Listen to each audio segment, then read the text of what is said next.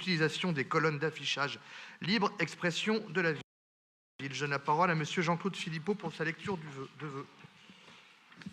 Monsieur le maire, mes chers collègues, depuis des années, nous l'avions déjà remarqué à plusieurs reprises, les affichages que nous faisions sont très rapidement recouverts, parfois dans les 10 heures, par des affiches de spectacles payants, annonçant dans certains cas des événements qui auront lieu dans des semaines plus tard, dans certains spectacles début mars, pour certains spectacles déjà annoncés le 24 janvier.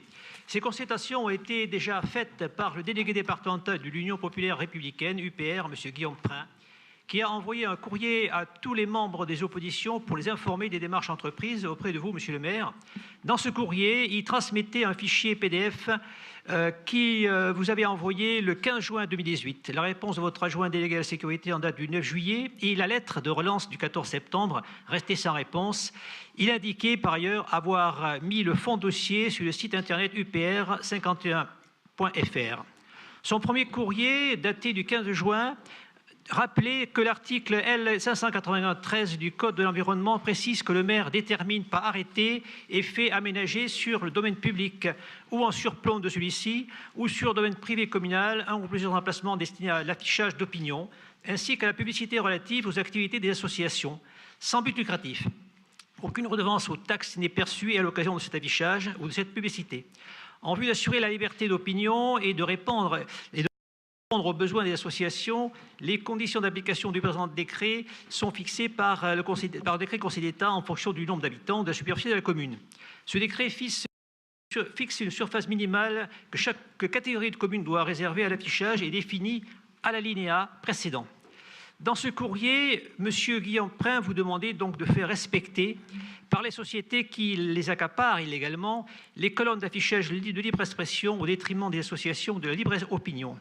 Il citait notamment la cartonnerie comme structure la plus habituée à cette pratique, en précisant que ces couleurs recouvraient systématiquement leurs affiches, parfois même avec des versos d'affiches relatives à des spectacles déjà passés, ce qui appuie l'idée du censure politique en faisant recouvrir par des afficheurs professionnels ou des agents de la ville les affiches des mouvements qui sont dans l'opposition. Par ailleurs, M. Guillaume Prin signalait s'être fait agresser par un colleur d'affiches qui travaillait pour une société collant pour ses publicités et pour des spectacles payants et menacé de représailles personnelles par un second comparse. Certes, le courrier du 15 juin mélangeait les deux affaires et c'est probablement la raison pour laquelle c'est l'adjoint sécurité qui a répondu en invitant l'intéressé à porter plainte pour l'épisode ponctuel de l'agression sans qu'il y ait de réponse réelle sur le fond. Ayant demandé des explications complémentaires à M. Guillaume Prin à la suite de la réception de son courriel, ce dernier m'a indiqué que fin 2017, alors qu'il avait contacté le service municipal chargé des colonnes d'affichage de libre expression, on lui a demandé de s'entendre avec les sociétés commerciales pour éviter de se faire recouvrir ces affiches. Cette réponse n'était évidemment pas satisfaisante et ne répondait pas également aux problèmes sur le fond. M. Guillaume Prin m'a alors indiqué qu'en avril 2018, le service de communication de la cartonnerie lui avait expliqué que la politique culturelle de la ville leur permet d'utiliser les colonnes d'affichage de libre expression pour la publicité des spectacles.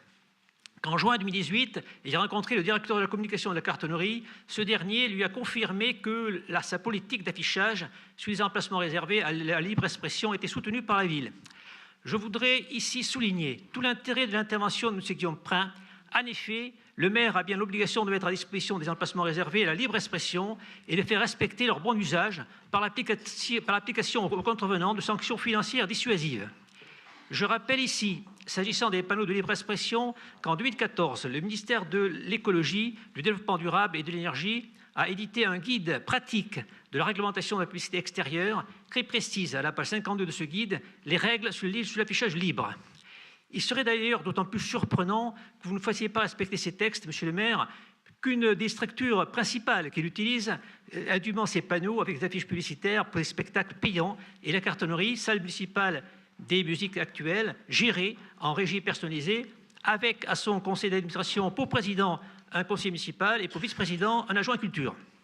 Je propose donc le vœu suivant. Considérant, selon l'article L. 593 du Code de l'environnement, que le maire détermine par arrêté et fait aménager sur le domaine public ou en surplomb de celui-ci, ou sur le domaine privé, communal, ou sur plusieurs emplacements destinés à l'affichage d'opinion ainsi qu'à la publicité relative aux activités des associations sans but lucratif. Considérant que le maire a obligation par l'article précité de mettre en place des emplacements réservés à la libre expression, de la surface minimale totale est définie par l'article R 582. Considérant par ailleurs que l'article L 587 du Code de l'environnement indique que dès constatation d'une publicité, d'une ancienne ou d'une préenseigne irrégulière au regard des dispositions du présent article ou des textes réglementaires pris par son application, et nonobstant la prescription de l'infraction ou sous l'amnistie, l'autorité compétente en la matière de police prend un arrêté ordonnant dans les 15 jours sous la suppression, sous la mise en conformité avec toutes ces dispositions des publicités, enseignes ou préenseignes en cause, ainsi que, le cas échéant, la remise en état des lieux. Que cet arrêté est notifié à la personne qui a opposé ou fait opposer ou maintenu après mise en demeure la publicité, l'enseigne ou la préenseigne irrégulière. Que si cette personne n'est pas reconnue, si l'arrêté est notifié à la personne pour le compte pour laquelle ces publicités, enseignes ou préenseignes ont été réalisées.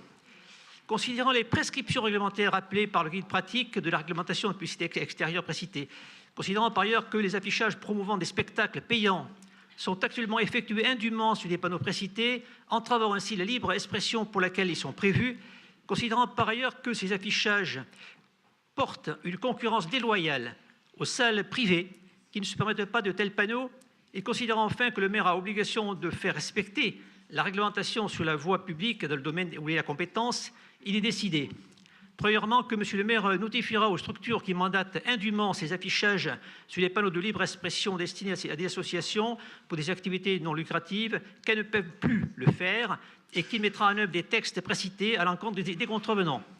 Deuxièmement, que M. le maire, au cas où son appel ne serait pas suivi des faits, prendra toute disposition pour sanctionner par amende les afficheurs contrevenants ou, s'ils ne sont pas identifiés, les structures pour lesquelles l'affichage est effectué. 3. Que M. le maire mettra à disposition un numéro de téléphone ou une adresse électronique pour signaler les contrevenants. 4. Que M. le maire rappellera enfin sur le site internet de la ville les règles d'usage en matière d'emplacement réservés à la libre expression. Merci. Merci, Monsieur Philippot. Alors, je sais que vous n'appréciez guère les structures culturelles de la ville, mais il n'y a pas que la cartonnerie qui profite des colonnes de libre expression pour annoncer des concerts ou autres événements culturels dans notre ville. Mais je reconnais qu'il y a un nécessaire toilettage en matière de pratique sur ces supports qui n'ont pas évolué depuis 30 ans et l'usage s'est imposé depuis ces 3 dernières décennies. Je suis attaché à la libre expression, comme je suis attaché également à la bonne communication des événements culturels ou concerts ou événements. Et j'ai demandé au service d'examiner cette question. Mais, Monsieur Philippot, je tiens à vous dire également que je prendrai un arrêté pour lutter contre les dégradations de mobilier urbain lors des campagnes électorales, parce que certains partis politiques, Monsieur Philippot, sont aussi habitués à faire de l'affichage dit sauvage sur le mobilier urbain. Et d'ailleurs, comme le parti politique que vous citez, parce que je crois qu'on voit un peu partout la bobine du président de ce parti politique sur des mobiliers urbains et donc sur du collage dit sauvage. Et donc je prendrai peut-être un arrêté pour contrôler ce collage sauvage, notamment au moment des campagnes électorales. Alors pour autant, faire un vote sur ce sujet n'est pas très pertinent puisqu'il est essentiellement technique. Voilà, mais je vais mettre aux voix votre vœu. Donc, suite à la lecture du vœu, je vous propose de ne pas donner suite au vœu présenté par le groupe Rassemblement National. Je mets donc aux voix qui vote pour ce vœu. Qui s'abstient? Qui vote contre? Le vœu est ne participe pas au vote, Monsieur le maire. Ah, il fallait dire, parce que je ne comprenais pas pourquoi certains... Voilà. Donc l'opposition ne participe pas au vote, enfin une partie de l'opposition.